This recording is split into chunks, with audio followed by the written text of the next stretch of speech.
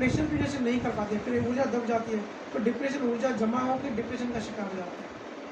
और अगर self discipline है, हमको खुद को पता है कि क्या सही है क्या गलत है, और हर किसी को पता ही होता है, लेकिन जागृति कम ज़्यादा होने के कारण कोई अपने ऊपर कंट्रोल कर सकता है, कोई नहीं कर सकता, तो उसमें लॉ ऑफ कर्मा भी काम करता है। कहने का तो जागृति बढ़ानी है, जागृति इज अ डिसिप्लिन, बाहर की डिसिप्लिन नुकसान करती है। समझ गए? क्योंकि हम सब देखते हैं कि भाई जो दारू पीता है वो बेहोश है, या जो सोया है वो सोया है, लेकिन हम सब सारे दुनिया के इंसान भी जागते हुए बेहोशी में घूमते हैं, हम सब भी बेहोश होते हैं, दिन भर काम करते हैं ना, बेहोश होते हैं। अगर खुद की टेस्टिंग करनी है तो करना, वॉच में सिर्फ 1 मिनट का टाइम देखना और कोई किताब पढ़ना, टेस्टिंग करना उस किताब में आपने कितने सेकंड आप होश में रहे, कितने सेकंड आपने वो जो आप पढ़ना चाहते थे आपने पढ़ा, 3-4 सेकंड में आप दूसरे थॉट्स में चले जाओगे, तो बेहोश है यहाँ पे, क्योंकि सबकॉन्शियस माइंड हावी है। क्यों हावी है? क्योंकि ध्यान साधना नहीं करते हैं। ध्यान साधना क्यों नहीं करते हैं?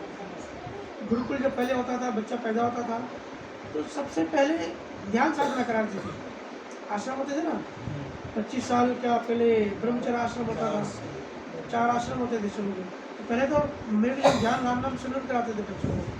फिर मुगल्स आए, रूलर्स आए अफगानिस्तान के, ब्रिटिश आए, तो उन्होंने क्या किया, हमारे ये जो मेडिटेशन का जो सिस्टम था डिस्ट्रॉय कर दिया, तो उन्होंने अपनी खुद की इंग्लिश पढ़ाई लेकर आए, उन्होंने हमको इंग्लिश पढ़ाया, हमारी यूनिवर्सिटीज़ को चेंज की, कॉलेजों को चेंज किया, पढ़ाने का सिस्टम चेंज किया, मेडिटेशन हटा के प्रार्थना कराने लगे, तो हमारा ध्यान से हमारा संबंध टूट गया।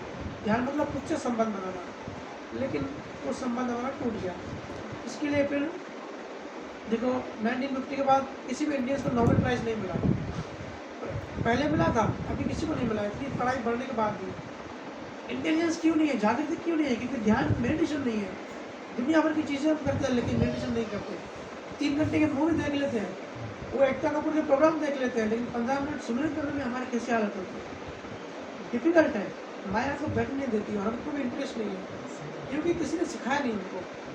इसलिए मैं हर बेसिक चीज़ ही बार बार यही चीज़ कहता हूँ कि इसकी आदत डालो, उसको रूटीन में डालो, सबसे इम्पोर्टेंट है। ये चीज़ खो गई है, हमारे ऋषि मुनियों ने, हमारे संतों ने ये सब दिया, महाराज जी ने तो 300 साल पहले दिया, लेकिन आज चीज़ खो गई है। आज ग्रंथ लेके सत्संग होते हैं बहुत सारी जगहों पे, महाराज जी ने क्या बताया, कौन सी साखी में क्या, कौन से ग्रंथ में क्या बताया, कौन से अंग में क्या बताया, उसकी व्याख्या होती है, लेकिन ब्रह्म में 5 मिनट होता है। अरे भाई असली काम तो करो, जो असली सार है, असली सफाई तो करो, वो तो प्रैक्टिकल तो वही है। वो सुनना तो आजकल इन्फॉर्मेशन युग है, कोई कहीं से कुछ भी सुन लेगा। मेन बात है भजन सुनन करना रोज, सबसे इम्पोर्टेंट है, पूरा साइंटिफिक है। मेरा डाउट यही था सर कि अपने मन को हमें बांधना है। अभी मन सबके पास में ही है, अभी 1 सेकंड में मैं यहाँ पे हूँ, 1 सेकंड में मैं घर पे भी हूँ। बस भजन सिमरन जब होगा जब मैं मेरे मन को बांधूंगा, और बांधने के लिए मुझे खुद को डिसिप्लिन लगाना बहुत ज़रूरी है। अभी मैं कल ही सोचा था, अपना थोड़ा डिस्कशन हुआ, मैं सोचा कि सुबह उठ के 4 बजे उठ के मैं भजन करूँगा, बट 4 नहीं, सुबह के 7 बज गए, मिसेस ने उठाया, चलो आप रात को बोले तभी बैठो, 5 मिनट बैठा मैं हार्डली। देखो मन को कंट्रोल, मन जो है ना बंदर की तरह होता है या बच्चे की तरह होता है। हाँ, मन को जिस चीज़ के लिए मना करो वो चीज़ पहले आती है। अभी मैं बोलूँ कि सफ़ेद हाथी के बारे में मत सोचो, आपके मन में सफ़ेद हाथी आएगा, क्योंकि मन का नियम है, मन को जो चीज़ मना करो। मैंने शर्म में कहा ना कि कोई दारू पीता ना, उसको मना करो वो ज़्यादा पिएगा, उसको मना मत करो, उसको बोलो तू ज़्यादा पी, सिर्फ आधा घंटा सुमिरन करो। अंधेरे से लड़ाई मत करो, दिया जलाओ, दिया जलाओ तो उसको इंटरेस्ट खत्म हो जाएगा। तो डिसिप्लिन जो है शुरुआत के लिए ठीक है, लेकिन अगर आपको प्रेम होगा, अपना मोक्ष करना और परमात्मा से दूर से प्रेम वो बढ़ जाएगा, तो 4 बजे के आप 3 बजे खुद ही उठ जाओगे। मेरे प्रेमी की दी हुई ड्यूटी है। नॉर्मल जो गर्लफ्रेंड बॉयफ्रेंड होते हैं ना, वो भी अगर कुछ टाइम दे दो कि भाई 4 बजे कॉल करूँगा, तो 3 बजे से वेट करते हैं। तो नॉर्मल प्रेम है, नॉर्मल मोह है। जैसे जब गुरु आज्ञा होती है ना कि भाई तुझे सुमिरन करना है, तो और ज़्यादा इंटेंसिटी होती है प्रेम की। गुरु आज्ञा है तो मुझे करना है। गुरु के प्रेम को हम अपने गुरु को कुछ दे नहीं सकते। गुरु के इतने एहसान होते हैं, कोई गुरु को चीज़ हम देखें वो एहसान चुका नहीं जा सकता। गुरु का एहसान ऐसे ही चुकाया जा सकता है कि गुरु का दिया हुआ ज्ञान आगे बांटे, और गुरु की जो आज्ञा है वो माने कि भाई आधा घंटा सुमिरन करना है तो करना है। जब प्रेम बनेगा ना, ऐसे मन को आप जबरदस्ती करोगे तो मन आपको भटका देगा, अंदर से ऐसी कोशिश करने लगेगा कि भाई उठ जाओ। लेकिन जब प्रेम हो जाएगा तो मन खुद ही संयम में आ जाएगा, संभाव में आ जाएगा। क्योंकि मन तत्वों को समझना है। मन क्या है? जड़ तत्व है, जड़ को जड़ से नहीं पकड़ सकते।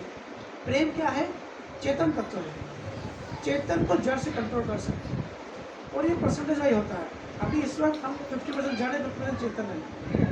एग्जाम्पल, किसी का ज़्यादा कम ज़्यादा अलग अलग परसेंटेज में होता है, रेशियो वाइज होता है। लेकिन अगर पकड़ते हैं 50% जड़ है, 50% चेतन है, तो हमारा माइंड बैलेंस रहेगा। अगर हम 80% जड़ है, 20% चेतन है, तो हम डिप्रेशन हमारा स्टार्ट हो गया। हमको जो मन कहेगा वही करेंगे, हम जागृति बिल्कुल नहीं रहेगी। या इसका उल्टा, अगर हम 80% हम चेतन है, 20% जड़ है, तो मन को कंट्रोल करने की जरूरत नहीं पड़ेगी, मन खुद ही सहम में आएगा। हम सिर्फ भाव करेंगे कि हमको बैठना है तो बैठ जाओगे। जड़ तो डिस्टर्ब नहीं करेगी, जड़ की पावर कम है, चेतन की पावर ज़्यादा है। ये जो लड़ाई होती है ना हमारे अंदर, जड़ और चेतन की लड़ाई होती है। अगर हम बेहोश है, ऐसे तो वो सब लोग क्यों तड़प रहे हैं? सब लोग मुक्त होना चाहते हैं, आज़ाद होना चाहते हैं, लेकिन हो नहीं पाते। जड़ ने पकड़ के रखा है, जड़ ने फंसा के रखा है चेतन को। और फंसा के रखा है मतलब जरूर ताकत ज़्यादा है उसकी चेतन से। तो हमको क्या करना है? अपनी ताकत बढ़ानी है, चेतना को ऊपर उठाना है। चेतना ऊपर कैसे उठेगी? भजन सुमरन से, ध्वनि से। जब ध्वनि में जब हम समाधि अवस्था में जाते हैं तो चेतन स्पीड से बढ़ जाता है। जब चेतन तत्व बढ़ जाता है तो जड़ की पावर कम बढ़ जाती है। फिर मन को कंट्रोल करने की जरूरत नहीं पड़ती, वो है ही बच्चा हमारे सामने, कुछ नहीं कर पाएगा। और जितना हम ऊपर उठेंगे, जितना जिम ध्वनि में लीन होंगे, फिर उसके ऊपर समाधि में शून्य महाशून्य के ऊपर चढ़ेंगे। और जब करत जो शब्द हमारे अंदर जागृत होता है, फिर परम शून्य आ जाता है, सब निकल जाता है। हमारा देहदार शरीर भाव भी निकल जाता है, मैं शरीर हूँ ये भी पता नहीं पड़ता। सिर्फ शुद्ध चेतन अवेयरनेस रहती है, जिसको महाराज सत्य स्वरूप कहते हैं, या आनंद लोग कहते हैं, या हाईएस्ट क्वालिटी में जो पद है वो कहते हैं। जब हम उस पद में होते हैं, इसका मतलब जड़ 0% हो गया और चेतन 100% हो गया, तो हमारा मोक्ष हो गया। इसी को ही मोक्ष कहते हैं। मोक्ष दूसरा कोई जैसा रॉकेट साइंस नहीं है। तो जड़ से मुक्त होना, हम जैसे फंसे हैं प्रकृति में, उससे मुक्त होना। शंकराचार्य का भी अद्वैत जो ज्ञान है वो इसी पर है। बहुत सारे संतों का अलग अलग तरीके से बताया। क्योंकि कबीर साहब महाराज और सुखराज महाराज ने बहुत आगे की और कैसे पहुंचना है, मेन वो रास्ता बताया है। वो रास्ता है नेचर से। इसलिए बार बार बात घूम फिर के एक तो नेचर पे आएगी या सुमरन पे आएगी। क्योंकि सत्संग करने के लिए सत्संग नहीं होता। सत्संग तो बहुत सारे ऐसे ही होते हैं, आस्था तो चलते ही हैं, लेकिन उससे बेनिफिट नहीं होता। बेनिफिट होगा, ये भी सत्संग सुनने से बेनिफिट नहीं होगा। बेनिफिट इतना होगा, सिर्फ प्रेरणा मिलेगी भजन सुमरन करने की। जब हम कोई सत्संग सुनते हैं ना, तो हमारे लिए जागृति बढ़ जाती है। इसलिए हमको उस टाइम आनंद अच्छा लगता है, आनंद आता है। लेकिन फिर घर में जाके वैसे जाते हैं, चेतना वापस गिर जाती है। संतों की संगत में चेतना बढ़ जाती है, तो जैसे या और कई पार्टीज में गए जहाँ नेगेटिव वाइब्रेशन है, ऐसे दोस्तों से मिले या ऑफिस कलीग से मिले, तो चेतना हमारी गिर जाती है, फिर अंदर बेचैनी हमारी शुरू हो जाती है। इसलिए संतों ने कहा है कि संतों की संगति में रहो, ज्ञान चर्चा करो, परमात्मा की बातें करो। इससे करने से हमारी चेतना बढ़ जाती है, लेकिन फिर वापस गिर जाएगी, फिर प्रेरणा मिलेगी। और जैसे स्टेप बाय स्टेप हमारा होश बढ़ेगा तो हम जड़ से मुक्त हो जाएंगे। ठीक है। आपने कल बोला था कि वो जो जड़ शक्ति है वो जब हम लोग उससे जीत जाते हैं तभी हम लोग ऑटोमेटिक खुद से चाहते हैं कि छोड़ देते। आज आप बोल रहे हो कि वो खुद से छोड़ देते, हम लोग को छोड़ने की जरूरत है। किसका बेटा है? किसका? बहुत इंटेलिजेंट है, बहुत ध्यान से ऑब्जर्व कर रहा है। पूछो डबल क्या? बहुत बढ़िया बेटा, बहुत अच्छा। एक बार पूछो, बोला एक बार प्रश्न पूछो। सवाल पूछो, पूछो। आपने बोला, आपने जब कल बोला था कि हम लोग जब चेतन शक्ति 100% हो जाती है तब हम लोग जीत जाते हैं, तो हम लोग खुद की इच्छा होती है कि छोड़ दें। और आज आप बोल रहे हो कि ऑटोमेटिकली छूट जाता है। बेटा ऐसा है, बहुत बढ़िया सवाल। हम जैसे अभी समझा कि 50-50% होते हैं, ठीक है, फंसे होते हैं। जितनी परसेंटेज में हमारी चेतना बढ़ती है, मतलब उतना जड़ ऑटोमेटिक कम होते गया। जैसे टेम्परेचर होता है ना, हमारा रूम गर्म होता है तो हम एसी ऑन करते हैं, तो जितना टेम्परेचर कम होता जाएगा मतलब उतनी गर्मी कम होती गई, या अंधेरा और रोशनी होता है, जितनी हम रोशनी बढ़ाते जाएंगे मतलब अंधेरा कम होते गया। तो ये एक ही चीज़ के दो अलग अलग टाइप हैं, दोनों चीज़ें अलग अलग एंगल से हैं। जितना हम जितना चेतनता बढ़ती जाएगी मतलब रोशनी बढ़ती जाएगी, उतना जड़ का परसेंटेज अंधेरा कम होते जाएगा।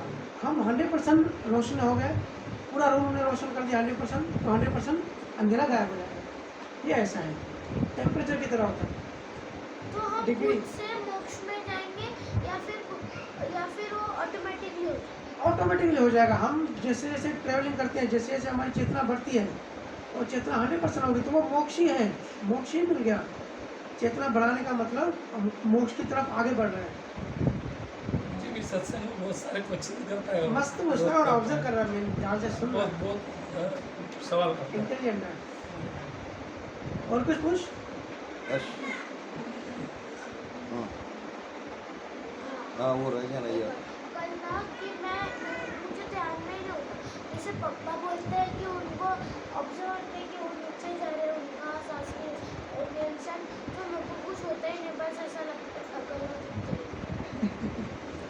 बेटा वो नेचर एक ऊर्जा होती है जो गुरु से मिलती है और अंदर हमारी ट्रैवलिंग करती है, यात्रा करती है। इसके लिए पापा के अंदर यात्रा कर रही है, उनको मिला हुआ है, जागृत है। आपको मुझे पता नहीं कि मिला है कि नहीं मिला है। अगर मिला है तो यात्रा होगी, अगर नहीं मिला है तो जब मिलेगी तो आपकी सेम यात्रा होगी और अच्छे से यात्रा होगी, क्योंकि आप पिछले जन्मों से डेवलप होते हुए आए। पहले से संत है, कोई बच्चा ऐसी शांति से बैठ के सुनता नहीं है सत्संग, बहुत टॉपिक है उसको इंटरेस्ट है बचपन से। उसके बहुत बढ़िया, इसमें रिसर्च करो, एनालिसिस करो। क्या क्या पढ़ता है? ये अभी 4th स्टैंडर्ड में है, 4th स्टैंडर्ड में है। 4th में है। क्या बात है, बहुत बढ़िया। साइंस का सब्जेक्ट दे रहा है इसको।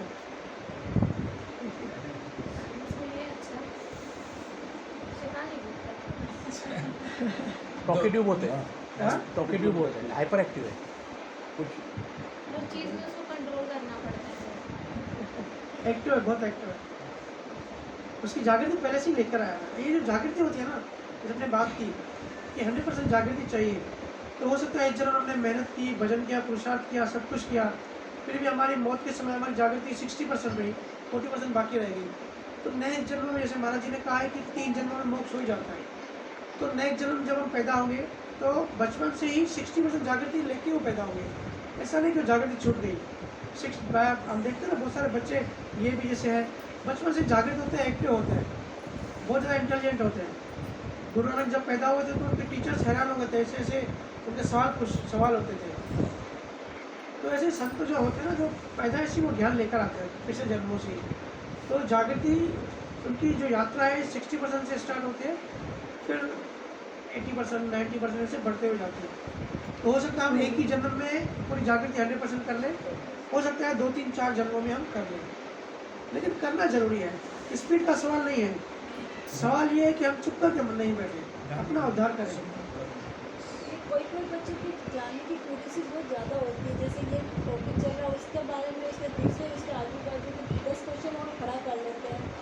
वो क्या होता है, बच्चे जो पीरियड में पढ़ रहे हैं उसको तो भूल जाते हैं, दूसरे उधर ध्यान डाइवर्ट कर देते हैं।